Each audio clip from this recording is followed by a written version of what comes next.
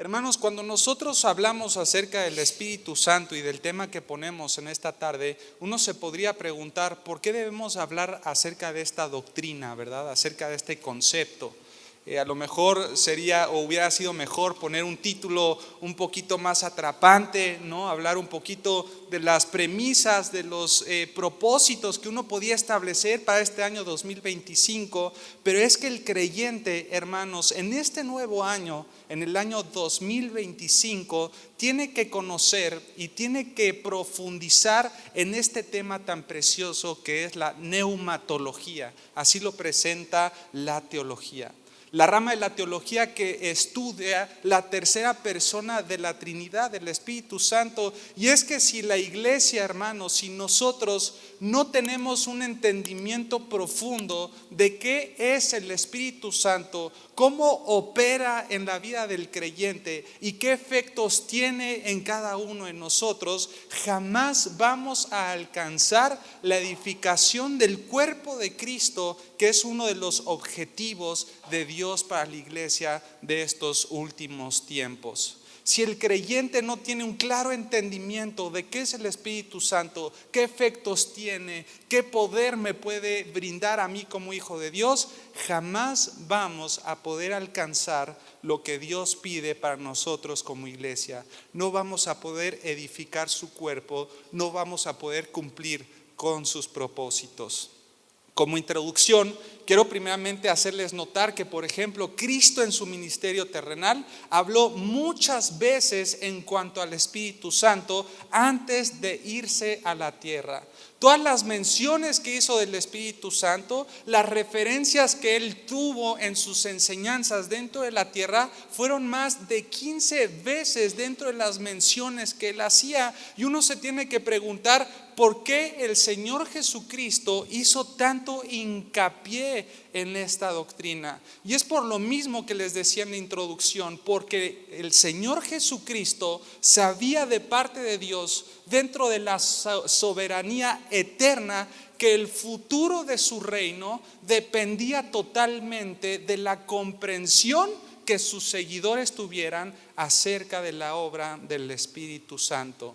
Y es por eso que el Señor Jesucristo quiso prepararlos a sus discípulos, a la iglesia, para el tiempo de Hechos capítulo 2 de Pentecostés, que iba a venir el Espíritu Santo, para que todos ellos comprendieran de qué manera se había establecido para la vida del creyente. Esta enseñanza del Espíritu Santo no solamente estuvo en la vida de Cristo, está presente en la enseñanza del Antiguo Testamento también. El Espíritu Santo moraba en la vida de personas que eran solamente especiales o muy definidas, sobre profetas, reyes y sacerdotes. ¿Para qué venía el Espíritu Santo? Para poder cumplir una tarea en específico de parte de Dios. Les quiero presentar 3 ejemplos rápidamente. El primero está en Éxodo capítulo 31, versículo 3.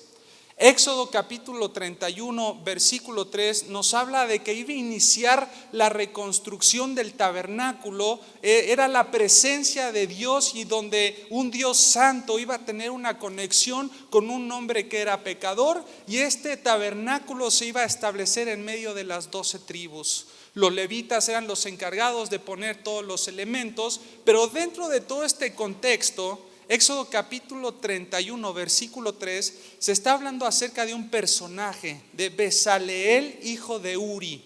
Fíjate lo que dice la palabra de Dios: y lo he llenado, di conmigo, llenado, del Espíritu de Dios, dice. Ahora, ¿qué efectos tuvo este espíritu que fue depositado en su vida? Dice la palabra de Dios que él creció en sabiduría y en inteligencia. ¿En qué más? En ciencia y en todo arte. Qué tremenda historia, hermanos. El Espíritu Santo vino, moró en la vida de Bezaleel y le dio un poder sobrenatural, una investidura de parte de Dios especial, que le dio la capacidad de tener todo esto: sabiduría, inteligencia, ciencia y todo arte. la creatividad, la capacidad de poder establecer todos los elementos, los planos, cómo iba a ser el tabernáculo, etcétera, etcétera. Otro de los ejemplos lo encontramos en Jueces capítulo 14, versículo 5. Jueces capítulo 14, versículo 5. Dice la palabra de Dios que llegó a Sansón. Dice, y Sansón descendió con su padre y con su madre a Timnat. Y cuando llegaron a las viñas de Timnat, he aquí un león joven que venía ¿cómo? Rugiendo hacia él. Pero después fíjense lo que dice el siguiente versículo, y el Espíritu de Jehová.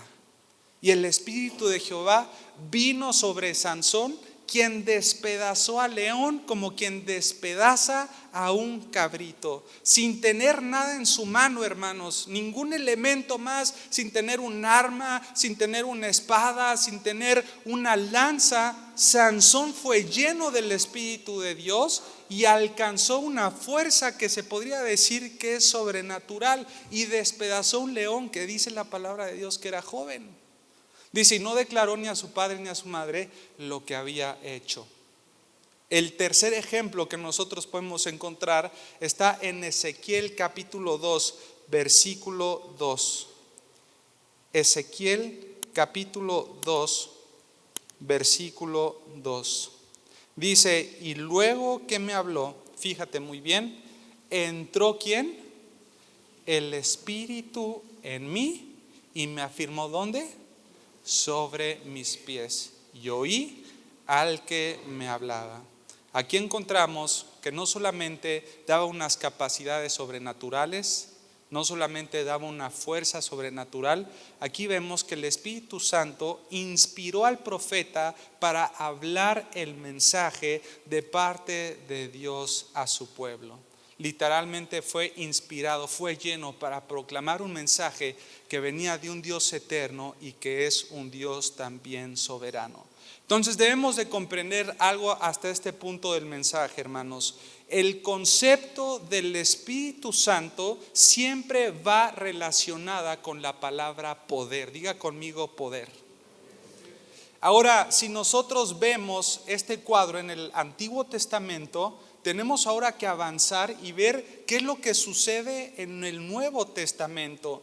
En el Nuevo Testamento Joel lo había dicho, que también iba a haber una manifestación sobrenatural del Espíritu Santo, que iba a descender con señales y prodigios, que eran solamente particulares de este evento, iba a venir de una manera definida y iba a permanecer en el mundo para siempre. Pero por eso la pregunta en esta tarde, ¿qué creer todos nosotros del Espíritu Santo actualmente como iglesia? ¿Qué se debe de creer?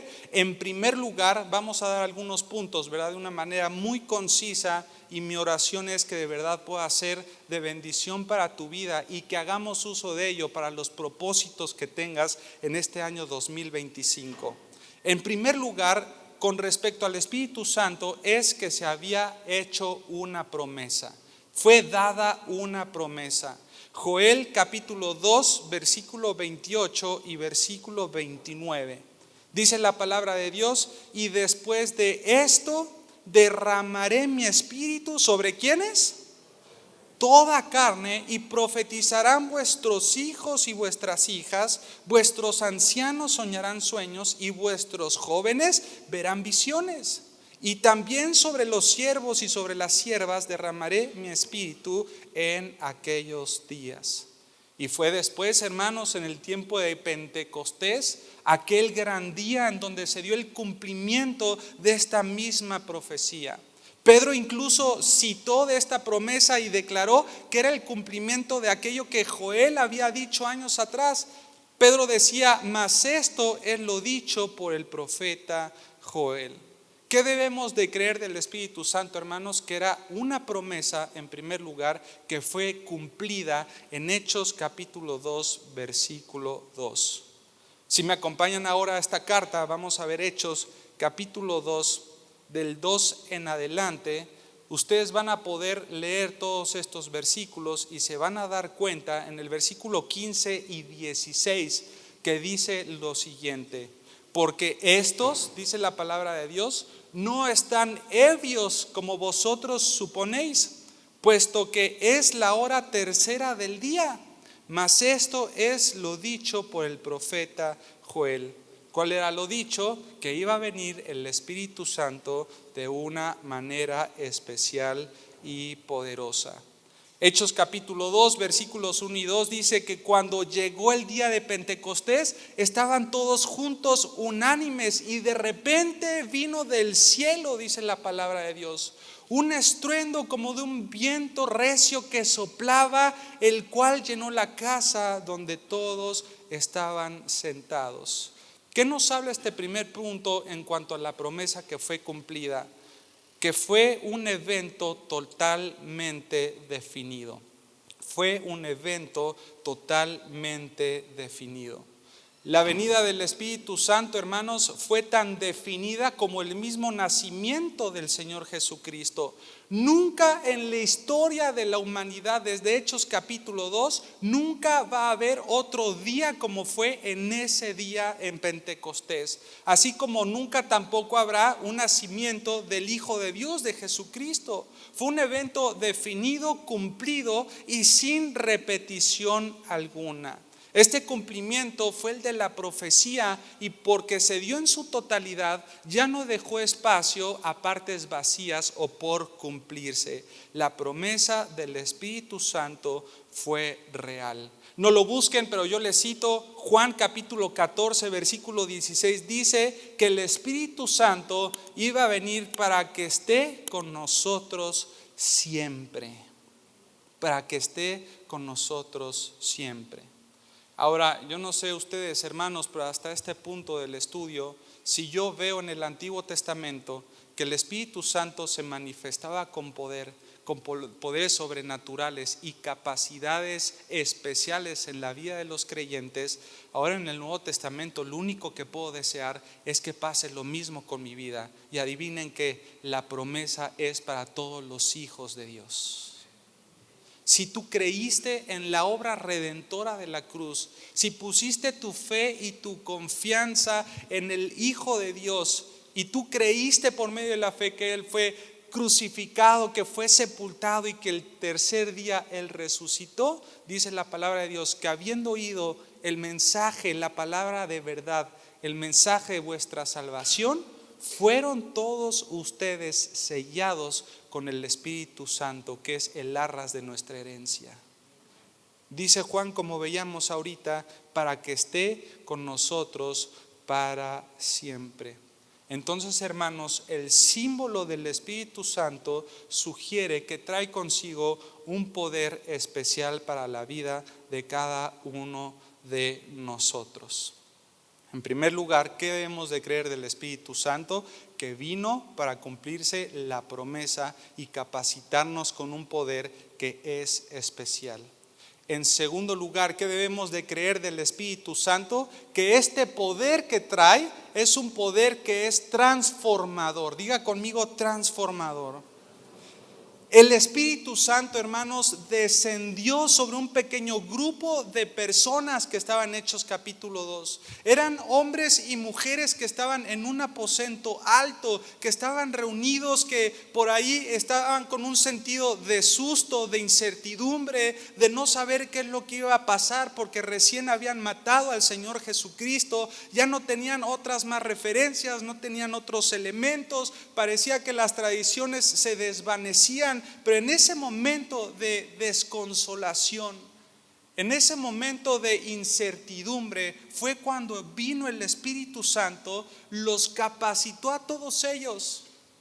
Porque Pedro había predicado, creyeron en el mensaje, el Espíritu Santo los selló. Y después esos hombres y mujeres que estaban con incertidumbre, con temor, los vemos después llenos de un poder especial para ser testigos a todos los lugares a los que iban.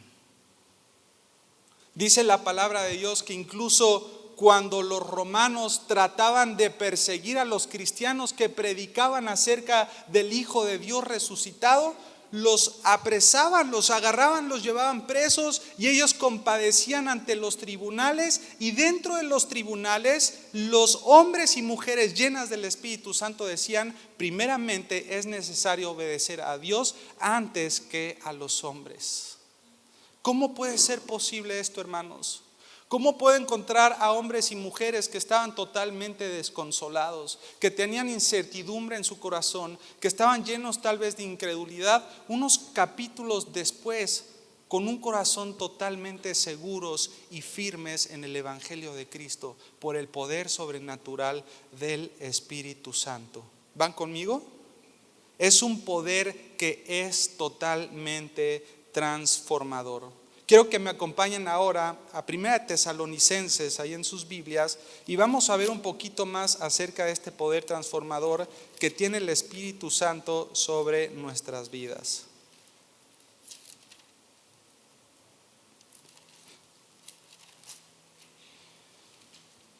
Primera Tesalonicenses, capítulo 1, versículos del 8 en adelante. ¿Está ahí? Dice la palabra de Dios: porque partiendo de vosotros ha sido divulgada la palabra del Señor. Dice, no solamente en Macedonia y Acaya, sino que también en todo lugar, ¿se da cuenta? En todo lugar vuestra fe en Dios, ¿sea qué? Se ha extendido. Dice la palabra de Dios que de modo que nosotros no tenemos necesidad de ¿qué? De hablar más nada. Vamos a ver ahora el versículo 9. Porque ellos mismos cuentan de nosotros la manera en que nos recibisteis. Y fíjate muy bien lo que viene aquí, el poder transformador del Espíritu Santo y del Evangelio. Dice, ¿y cómo se qué? Convirtieron. Esto es increíble. ¿Cómo se convirtieron de los ídolos a Dios? ¿Para qué? Para servir al Dios vivo y al Dios verdadero.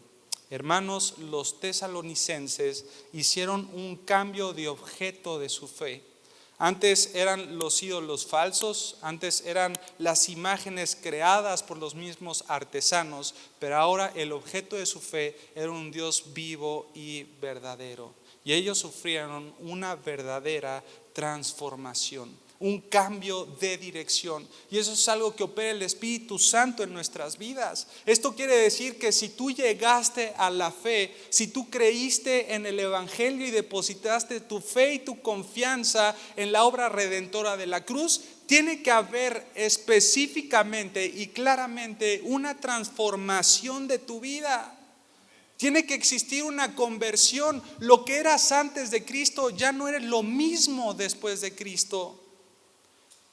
Quiere decir que diste una vuelta de 180 grados, que ya no puedes hablar de la misma manera, que ya no te expresas de la misma manera, que todo tu sistema de valores, de principios cambió totalmente, porque tal vez antes tu prioridad era el trabajo. A lo mejor antes tu prioridad eran los amigos, era el pecado, pero vino el Espíritu Santo sobre tu vida. Creó un nuevo nacimiento, una nueva creación, una transformación, y ahora todo tu sistema de valores es totalmente diferente. ¿Por qué? Porque el Espíritu Santo transformó tu corazón, te hizo una nueva creación. Pero si ustedes y nosotros siguiéramos hablando igual que antes, si nos seguimos comportando igual que antes, criticando a las personas, tratando mal a la gente, siendo egoístas, poniendo a nosotros en primer lugar, si seguimos siendo mentirosos igual que antes, pendencieros, mal hablados, si no hay un cambio visible, hermanos, ¿cómo podemos pretender ser modelos de imitación o personas que impacten la vida de las personas y que los motive a otros a acercarse a Cristo? Hermanos y hermanas, el Espíritu Santo ha transformado tu vida y ha transformado mi vida. Amén. Como dirían por ahí, pues que se vea, ¿verdad? Ahora este sistema de valores, esta transformación que nosotros tenemos gracias a la obra del Espíritu Santo, Esta conversación la tenía el Señor Jesucristo con Nicodemo, por ejemplo, y el Señor Jesucristo le hablaba de la necesidad de nacer de nuevo.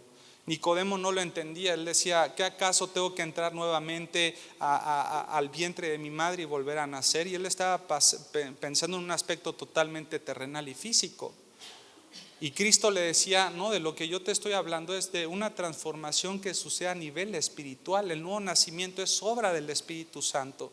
La regeneración es obra del Espíritu Santo. Y lo que es el nuevo nacimiento, la regeneración y la santificación, produce una transformación que es evidente en la vida de las personas que creen en el Señor Jesucristo. La primera evidencia que vamos a ver en esta tarde, o este primer punto, lo quiero dividir en algunos subpuntos para poder entender un poquito más lo que es la transformación del Espíritu en nuestras vidas. En los siguientes domingos vamos a hablar, cada vez que tengamos oportunidad, de otros puntos y qué debemos de seguir creyendo del Espíritu Santo, pero hoy nos vamos a concentrar en este primer inciso: el Espíritu Santo transforma mi vida. ¿Cómo sé si hay realmente una transformación en mi vida para este año 2025? La transformación en la vida del creyente supone la ruptura formal con todo tipo de culto a otros ídolos. ¿Por qué? Porque el Evangelio vino a nuestras vidas y el Espíritu Santo, hermanos, escúchenme muy bien, opera al nivel de nuestra mente. De hecho, es la mente a la que el Evangelio llega y junto con la ayuda del Espíritu Santo empieza a abrazar nuestro corazón el Evangelio, y esto implica grandes cambios en nuestra manera de pensar. Implica cambios en tu manera de pensar. El culto idolátrico, hermanos, o el tener ídolos en nuestro corazón, no es solamente la cuestión de arrodillarse, por ejemplo, delante de imágenes. La idolatría no es ir solamente a otro tipo de iglesias y darle culto a otros santos. Detrás de cada ídolo, querido hermano y hermana, hay valores, hay un sistema de valores que son erróneas y que están totalmente equivocadas. Tú podrías decir: Dios me salvó de la idolatría de los santos, por ejemplo, ahora ya soy cristiano, pero como cristianos pueden tener muchos ídolos en su corazón actualmente. Ustedes pueden hacer de su trabajo un ídolo, por ejemplo, le dan la prioridad al trabajo. Pueden hacer un ídolo de una misma persona, por ejemplo. Ahora tu ídolo puede ser tu mismo esposo, puede ser tu esposa, y lo idolatras o le idolatras más que al Señor Jesucristo. Detrás de cada ídolo hay un sistema de valores que son erróneos y que tienen ideas equivocadas. Todo está en la mente, hermanos. Pero la verdadera transformación del Espíritu Santo no solo es el abandono de cierta idolatría, sino de aquel sistema de pensamiento que todos los ídolos representan. El abandono del sistema de pensamiento que esos ídolos puedan representar.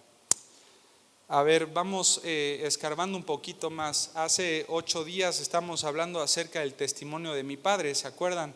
Que les hablaba que él era hippie, ¿verdad? 100%, y tenían un grupo de amigos y a ellos les gustaba ir a Oaxaca, buscaban los hongos, buscaban la verdad, pero estábamos hablando que cuando vino el Evangelio a su vida y ellos creen en el Evangelio y son sellados por parte del Espíritu Santo, todo el sistema de valores que estaba detrás de ellos, que representaban los ídolos de su vida, fueron desechados de una manera casi inmediata. Estaban buscando la verdad, a la semana ya sabían que habían encontrado la verdad.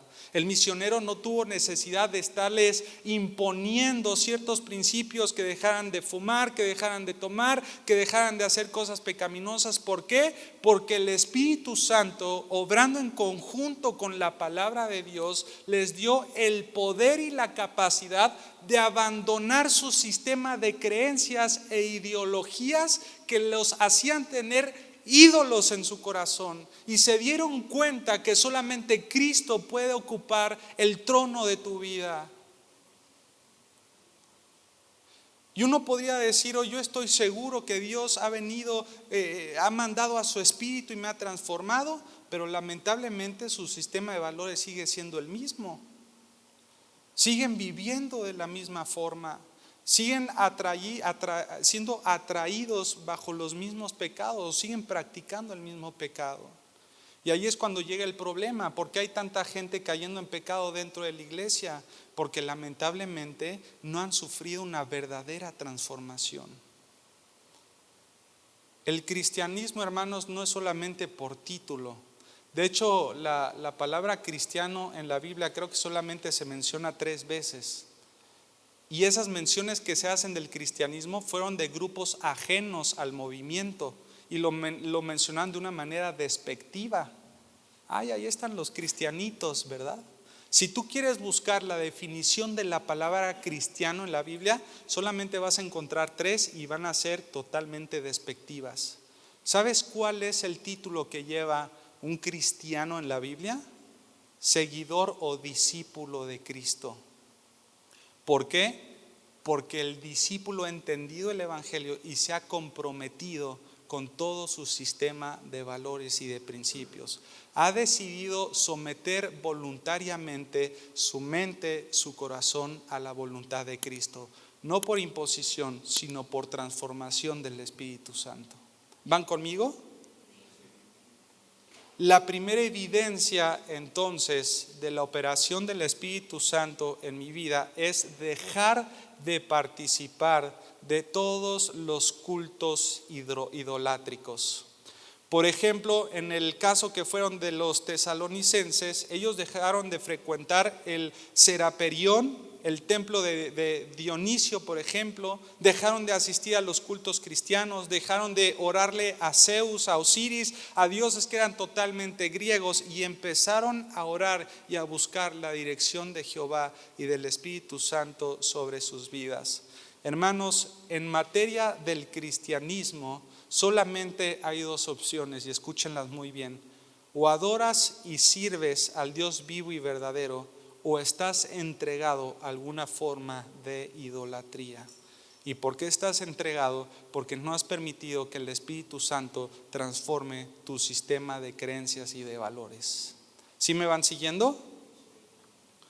En segundo lugar, la operación del Espíritu Santo en la vida de los creyentes, involucra las emociones, pero no tiene que ser confundida como una emoción sola. Por ejemplo, en la transformación de la vida de los tesalonicenses, nosotros podemos decir, escuchamos el evangelio y al momento de escucharlo, el evangelio afectó mi vida emocional de una forma directa. ¿Por qué? Porque el evangelio se expresa de una forma traumática. Muchas veces toca fibras emocionales de nuestra vida por 2 cosas. En primer lugar, el evangelio te confronta. ¿Qué quiere decir esto? Que te sentiste tal vez incómodo o incómoda, te sentiste triste, te sentiste impactado, confrontado, o incluso el evangelio te llegó a ofender. Porque ¿qué dice el evangelio? Que todos somos pecadores, y tú creías que no eras pecador, ¿verdad? No, yo nunca. Mi mamá, por ejemplo, en su testimonio dice que ella no sentía la necesidad de rendir su vida a Cristo porque ella creía que no era pecadora, porque era la última de 8 hermanos, ¿verdad? Porque le ayudaba a su mamá en la casa, porque ayudaba con los temas de la limpieza, ayudaba a cocinar, trabajaba, estudiaba, no tenía novio, y ella decía, yo no soy pecadora. No tenía la necesidad de Cristo, pero cuando entendió que todos nacemos en un estado pecaminoso, ahí es cuando comprendió su estado. Y a lo mejor en alguno de ustedes sufrió lo mismo. El evangelio pudo haber alterado sus emociones porque seguramente te confrontó, te sentiste indignado, te sentiste impactado por el evangelio. En segundo lugar, ¿por qué también afecta el evangelio nuestras emociones? Porque se centra en la obra redentora del Señor Jesucristo. Y yo les pregunto, ¿acaso podemos descubrir sin emoción que Cristo murió en nuestro lugar y expió nuestros pecados sin pagar ni merecer absolutamente nada? Cuando tú escuchaste que no podías hacer nada, que no había cosa, obra que pudieras hacer para acercarte a Dios, y escuchaste que Dios, viendo ese impedimento, mandó a su Hijo Jesucristo y te salvó de tus pecados, ¿no conmovió este mensaje tu corazón? ¿Lo conmovió o no lo conmovió, hermanos? Claro que te conmueve. Pero la esencia de una transformación por el Espíritu Santo no es la fuerza de nuestra emoción, sino que verdaderamente el evangelio que llegó a tu vida se haya visto reflejado en un cambio de tu conducta. Vean lo que dice, por ejemplo, Mateo capítulo 3, versículo 8. Vamos rápidamente al evangelio. Mateo capítulo 3, versículo 8. ¿Están ahí? Dice aquí: haced pues, ¿qué? Frutos que sean, ¿qué? Dignos de arrepentimiento. Y esto crea el Espíritu Santo en la vida del creyente. Frutos dignos de arrepentimiento. A ver, si nosotros vamos, por ejemplo, a la carta de Santiago, ¿verdad? Podemos ver que el énfasis principal es la demostración de tu fe por medio de las obras. Dice Santiago: ¿quieres saber si alguien es salvo? Por sus frutos, ¿qué? Los vas a conocer, porque un árbol que tiene limones va a dar limones, un árbol de naranja va a dar naranjas, uno de manzanas va a dar manzanas también. Y Santiago lo dice: si tú tienes el Espíritu Santo sobre tu vida, por más que intentes imitar el cristianismo, si no tienes el Espíritu Santo en tu vida, va a haber un momento en el que te vas a cansar. Y es por eso que muchos abandonan las filas de la fe. ¿Por qué? Porque trataron de imitar solamente la religión. Y es que en México, hermanos, somos súper tradicionalistas. Tú ve con los cristianos y haz un consenso. 100 cristianos dijeron, ¿verdad? De 18 años a 20 años, jóvenes que se digan cristianos, y pregúntales: ¿por qué eres cristiano? ¿Sabes cuál va a ser la respuesta que más se va a repetir? Pues porque mi familia es cristiana. Ah, caray. Otra de las respuestas que más se repiten es: pues yo nací en una cuna que era, ¿qué? Cristiana. Ay, cuando evangelizaron a la cuna, ¿no? ¿Cómo está eso? ¿Cómo que naciste en una cuna cristiana? Sí, y el cristianismo se empieza a seguir simplemente por religión. Pero cuando vienen las adversidades de la vida, cuando vienen las pruebas de la vida, y como nunca tomaron una decisión por Cristo de manera personal y no fueron sellados por el Espíritu Santo, que es el que nos transforma y nos ayuda a vivir una vida piadosa, abandonan las filas de la fe. Una verdadera transformación del Espíritu Santo rechaza todo el culto idolátrico, y en segundo lugar, la transformación del Espíritu Santo nos ayuda a vivir con una conducta agradable delante de Dios. Colosenses capítulo 1 dice: para que andéis como es digno del Señor, agradándole en todo, llevando fruto a toda buena obra y creciendo en el conocimiento de Dios. Y en último lugar, para ir cerrando ya también el estudio de esta tarde, el Espíritu Santo crea un poder transformador en mi vida. ¿Qué es lo que hace esta transformación? Rechazar el culto idolátrico.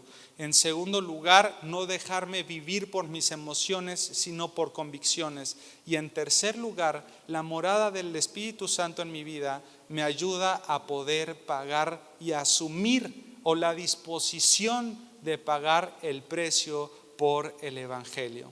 Vean lo que dice, por ejemplo, Hechos capítulo 1, versículo 8. Vamos rápidamente. Hechos capítulo 1, versículo 8.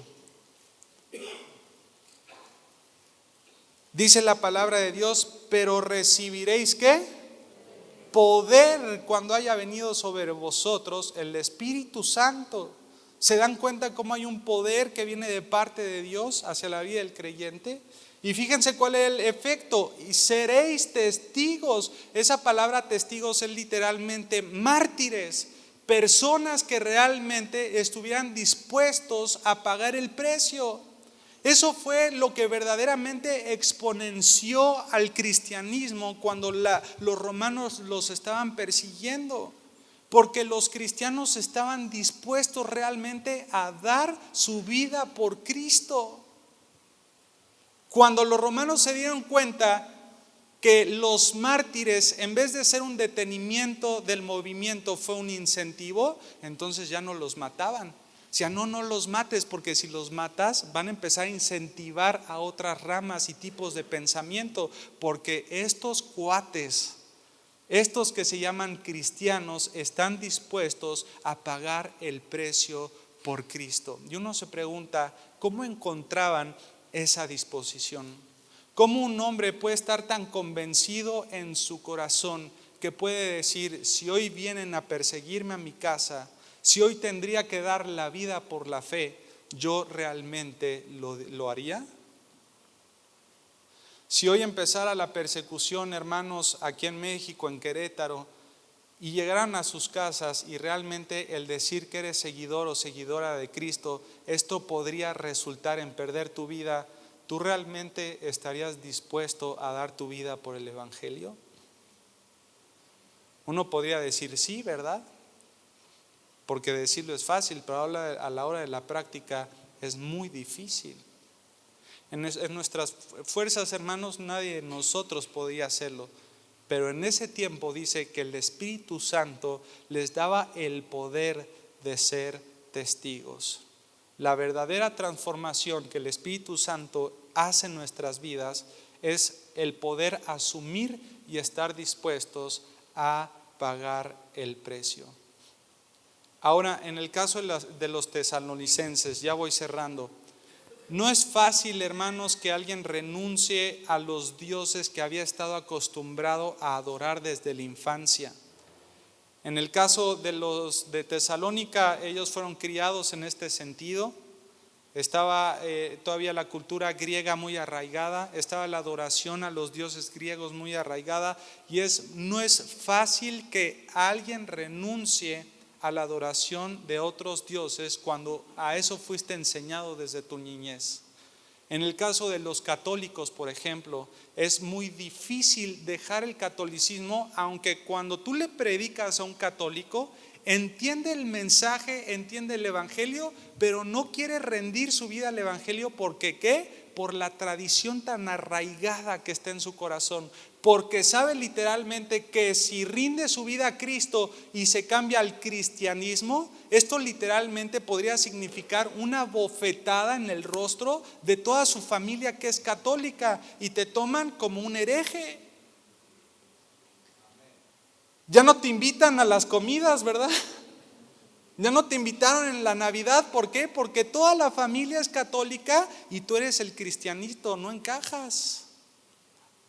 Pero en medio de toda esta locura, hermanos, que provoca el evangelio, en medio de una mente tan depravada y corrompida de la sociedad, en donde llamarte cristiano es el concepto más aburrido e ilógico que exista, el cristiano, por el poder del Espíritu Santo, está decidido y dispuesto a pagar el precio de la persecución.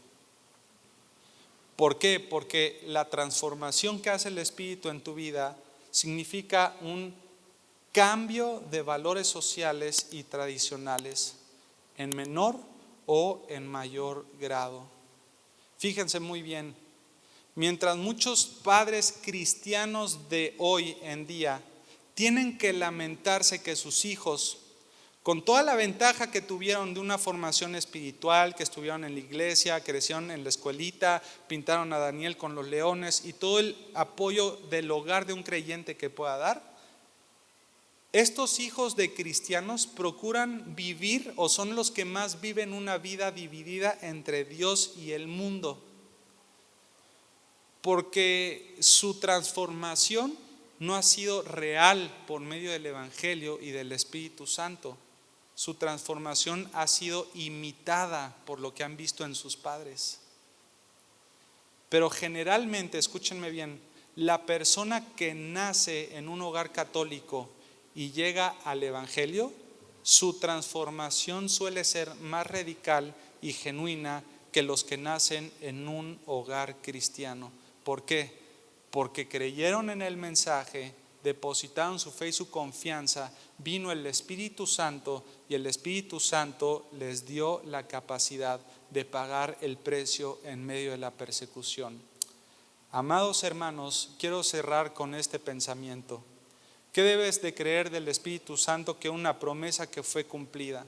En segundo lugar, que tiene un poder que transforma nuestras vidas. ¿Qué transforma dentro de nuestras vidas? Nuestro sistema de creencias. Transforma nuestra vida para no vivirlas en emoción, sino en convicciones. Y en tercer lugar, la transformación del Espíritu Santo es la capacidad de poder pagar el precio a donde quiera que vaya. Que nunca se te pase por la mente el negar la fe delante de tus familiares o de tus amigos, porque el Evangelio es el regalo más hermoso, más glorioso que cada creyente pueda recibir. Y hoy juntos podríamos decir: el mundo atrás quedó, la cruz de Cristo está enfrente de nosotros. Pero la pregunta es: ¿tú realmente has sido transformado por el Espíritu Santo? ¿Tú realmente has sufrido este cambio de pensamiento en tu sistema de valores, en tus principios? ¿Tú realmente has tenido un cambio notable en antes y después de Cristo? Y a lo mejor y podrías decir: no, la verdad es que no.